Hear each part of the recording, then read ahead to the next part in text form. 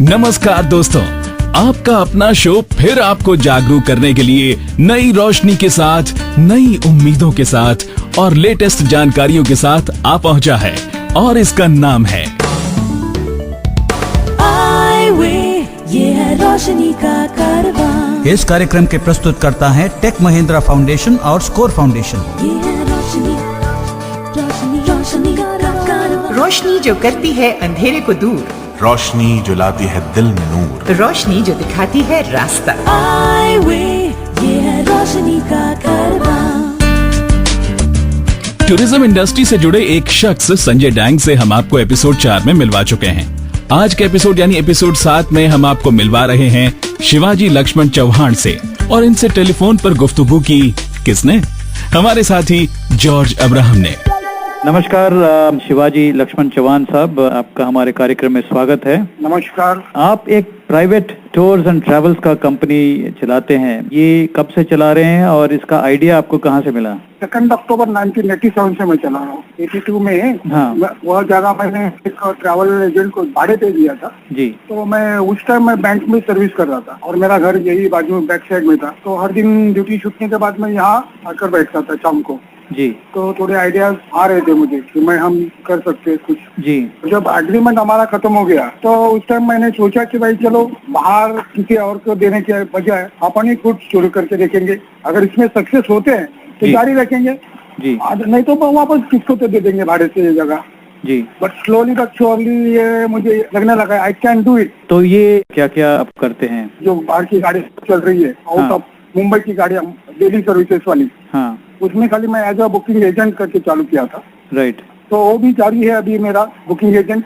Right. Plus अभी मैं operator हूँ, यानी ऑपरेटर इन द सेंस मेरे पास आउट ऑफ मुंबई वाले जो ओनर्स है बस वाले, हाँ, उनकी गाड़ियाँ मेरे पास अटैच रहती है। वो जो कि मुंबई का पूरा कंट्रोल मेरे हाथ में रहता है। सब एजेंट को डिस्ट्रीब्यूट करना, उनके पास कलेक्शन करना और गाड़ी वालों को भेजना। तो आपका जो टूर ऑपरेशंस कहाँ कहाँ जाता है? शुरुआत तो मैंने मद्रास से चालू किया था। मुंबई मद्रास, मुंबई बेंगलोर, मुंबई हैदराबाद, हाँ, ये जारी था अराउंड अबाउट 92 से लेके 2001 तक जारी था जी। हाँ, उसके बाद मैंने यो मुंबई हैदराबाद, मुंबई बेंगलोर वगैरह से बाहर निकल के मैं अभी खाली विद इन महाराष्ट्र कर रहा हूँ। ओके। तो अभी आपके कंपनी में कितने लोग कार्यरत हैं? मेरे कंपनी में टोटल 10 स्टाफ है और प्लस मेरा लड़का है और मैं हूँ, टोटल 12 लोग हैं हम लोग। ये आपका जो आंखों का जो प्रॉब्लम है ये कब से है और ये एक्चुअली प्रॉब्लम किस वजह से है? ये प्रॉब्लम मैं 4.5 साल का था, 1956। हाँ जी। उस टाइम कैटरेक्ट का ऑपरेशन किया था जी। और वो ऑपरेशन फेलियर हो गया। अच्छा। उस टाइम मेरे फादर ने बहुत कोशिश की, 3-4 ऑपरेशन हो गए लेकिन कुछ सक्सेस नहीं हुआ। तो अभी आप बिल्कुल देख नहीं सकते हैं? नहीं, बिल्कुल नहीं। तो आपने अपना पढ़ाई वगैरह कैसे किया? ये ब्रेल में फर्स्ट मैंने Victoria school for the blind Tardeo Mumbai SSC किया जी। एसएससी का फाइनल जो रहता है वो हम थ्रू राइटर लेते हैं हम लोग। राइट। उसके बाद मैं मुंबई में जय हिंद कॉलेज करके वहाँ मैं आगे पढ़ाई की। और उसके बाद आपका क्या प्लान था? उसके बाद मैं सर्विस के लिए बहुत कोशिश कर रहा था लेकिन सर्विस कहीं भी नहीं मिल रही थी जी। फिर मैंने बहुत वेरियस टाइप्स के बिजनेसेस किए, छोटे मोटे जी, लेकिन उसमें कुछ सक्सेस नहीं मिला मुझे। फिर यही जगह पे, जिस जगह पे मेरा ऑफिस है, वहाँ मैं एक छोटा सा सलून चालू किया था। छोटा सा सलून? हाँ, हेयर ड्रेसिंग जी। हाँ। लेकिन वो थोड़ा सा प्रॉब्लम आ गया तो मुझे वो बंद करना पड़ा जी। और उसी दरमियान ये ट्रैवलर आ गए तो उनको हम लोगों ने भाड़े से देखे। और उसी दरमियान 1979 में मुझे इंडियन ओवरसीज बैंक में जॉब मिला जी। फिर मुझे बाहर कुछ करने की जरूरत नहीं थी।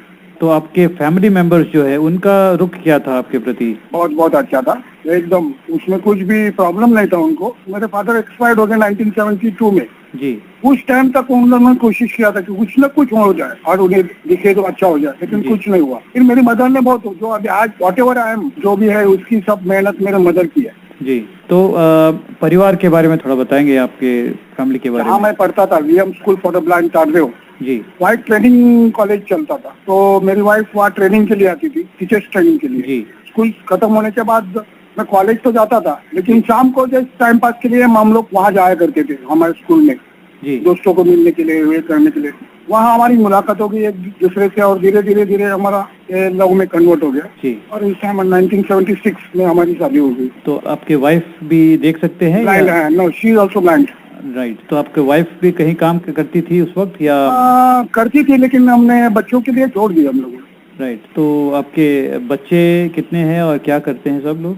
मेरे 3 बच्चे, 2 लड़कियां, 1 लड़का जी। तीनों भी अच्छा हाई एजुकेटेड है। उनको कैसे लगा जब उनको पता चला कि उनके दोनों पेरेंट्स ब्लाइंड हैं, तो उनका क्या रुख था? उनका रुख तो कुछ नहीं है, वो ऐसा कुछ है, एकदम जनरल है। उनको कुछ नहीं लगता कि हमारे माँ बाप ब्लाइंड है, उसके लिए से उनको कुछ यही नहीं है।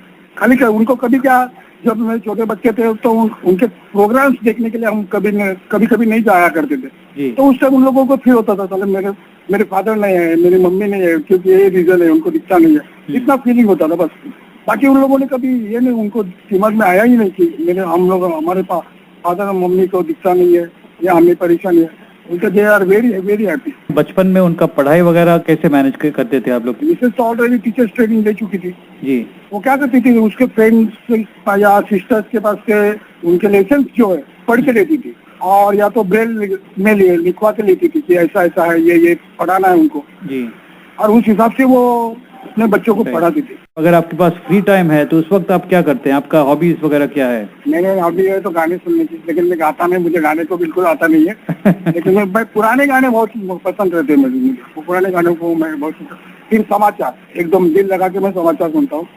फिर मेरा दूसरा है अपना क्रिकेट। हाँ वो भी मेरा बहुत। अच्छा, क्रिकेट आप फॉलो करते हैं? हाँ, एकदम।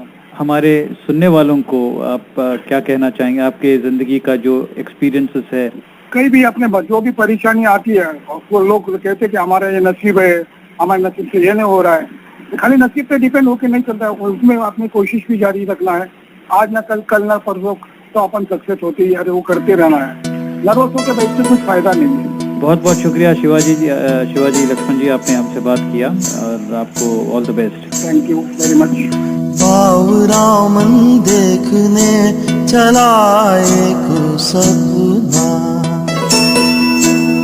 बावरामन देखने चला एक सपना,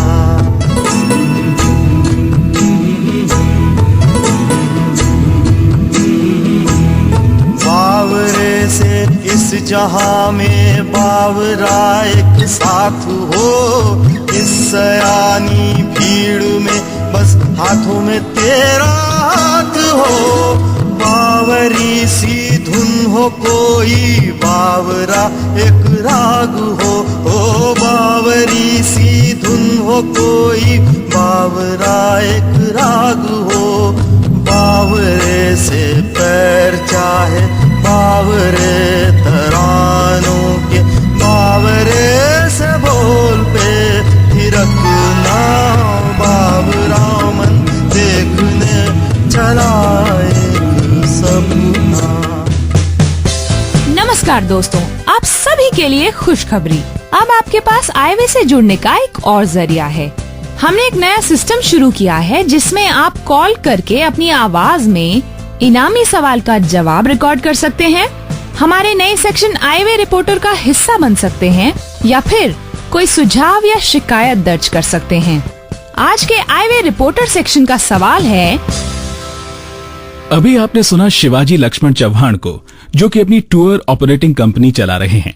अगर आपके आसपास भी कोई ऐसा दृष्टिहीन व्यक्ति है जो सेल्फ एम्प्लॉयड है, अपना बिजनेस चला रहा है, तो ये जानकारी हमसे शेयर करें हमारे नंबर 9968329329 पर, 9968329329 पर। अगर आपको हमारी लाइन व्यस्त मिलती है तो कृपया थोड़ी देर बाद दोबारा फोन करें, क्योंकि हमारा रिकॉर्डिंग सिस्टम 24 घंटे खुला है, यानी आप जब चाहें हमें फोन कर सकते हैं। अब टेक्नोलॉजी के क्षेत्र से एक जानकारी। नुआंस कम्युनिकेशंस जो एक सॉफ्टवेयर कंपनी है, इन्होंने ड्रैगन नेचुरली स्पीकिंग सॉफ्टवेयर बनाया है। ड्रैगन एक स्पीच रिकॉग्निशन सॉफ्टवेयर है और कंप्यूटर पे आसानी से नोट्स वगैरह बनाने के काम आता है। बस आप बोलते जाइए और ये टाइप करता जाएगा। यानी अब आप सिर्फ अपनी आवाज का इस्तेमाल करके डॉक्यूमेंट्स और ईमेल का कंटेंट बना सकते हैं, एप्लीकेशंस लॉन्च कर सकते हैं जैसे Microsoft Word, Microsoft Excel, files open कर सकते हैं और यहाँ तक कि माउस भी कंट्रोल कर सकते हैं। ये सॉफ्टवेयर केवल इंग्लिश लैंग्वेज कैच करता है।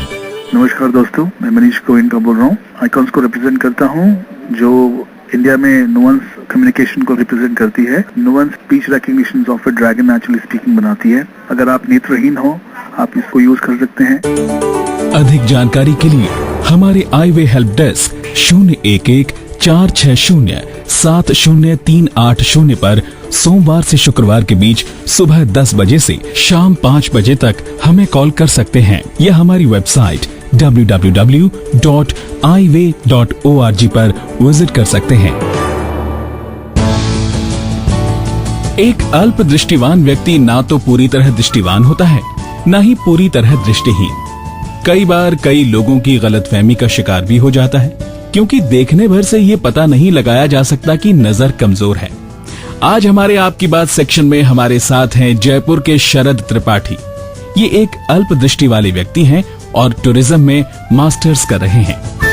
मेरा नाम शरद त्रिपाठी है। रेटिनोइटिस पिगमेंटोसा की वजह से एक अल्पदृष्टि व्यक्ति हूँ। अल्पदृष्टि भाई बहनों को ये कहना चाहता हूँ कि वह समाज के साथ में संघर्ष की स्थिति में नहीं, सहयोग की स्थिति में आए और समाज द्वारा जो उनसे अपेक्षाएं हैं उन अपेक्षाओं पे खरा उतरने के लिए अपने आप को मानसिक तनाव की स्थिति में ना लाएं। अपने आसपास के लोगों से जहां पर भी थोड़ी सी भी समस्या आए तुरंत सहयोग की मांग करें। उनकी जो जीवनचर्या है वो बड़ी आसान हो जाएगी और अपने आप को स्वीकारें। कई सालों तक मैंने भी अपने आप को नहीं स्वीकार किया, लेकिन कुछ वर्षों से जब मैंने अपनी प्रक्रिया में अपने आसपास के लोगों से सहयोग की मांग की, उनके द्वारा जो रिस्पॉन्स किया गया मेरे सहयोग पे, मैंने कभी सोचा भी नहीं था। मैं समाज के लोगों को भी ये कहना चाहूंगा कि जो अल्पदृष्टि व्यक्ति हैं वो सामान्य व्यक्तियों की तरह कई तरह के अपने कार्यों को कर सकते हैं, लेकिन जहां पर भी उनको समस्या महसूस होती है तो उसको तुरंत मदद के लिए उसको हाथ बढ़ाएं, जिससे कि हम लोग सभी हाथ में हाथ मिला के आगे बढ़ सकें।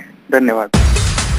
पेश है आईवे की SMS अलर्ट सेवा, जो आपको देती रहेगी नियमित रूप से हर अहम जानकारी फ्री। रजिस्टर करने के लिए SMS करें ऑन स्पेस आईवे न्यूज और भेज दें 9870807070 पर।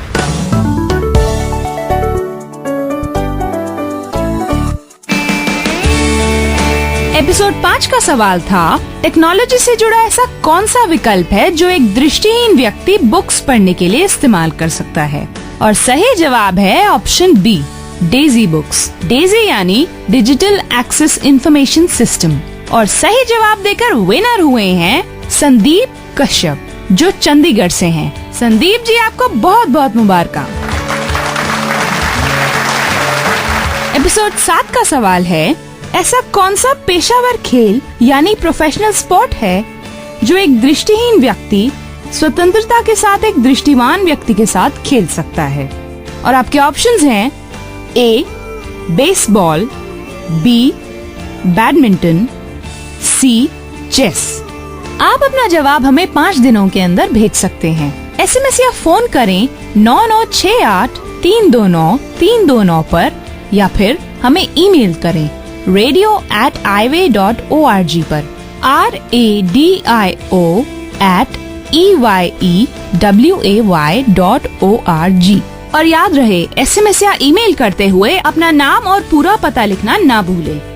कोई भी व्यक्ति अपनी पहचान जब बना लेता है और उसके बाद अपने गए समय को मुड़कर देखता है तो यही पाता है कि वो एक मुसाफिर था, और जैसे जैसे वो आगे बढ़ेगा एक मुसाफिर ही रहेगा, क्योंकि बहुत कुछ वो जान चुका है और बहुत कुछ जानना अभी बाकी है। इसी सोच के साथ हम आपसे विदा लेंगे अगले हफ्ते फिर से मिलने के लिए। तब तक के लिए अपना ख्याल रखिएगा। नमस्कार। ये है रोशनी का कारवां। इस कार्यक्रम के प्रस्तुतकर्ता थे टेक महिंद्रा फाउंडेशन और स्कोर फाउंडेशन।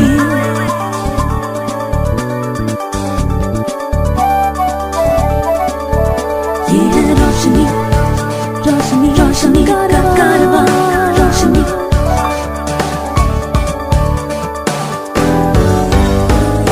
आईवे, ये है रोशनी का कारवां।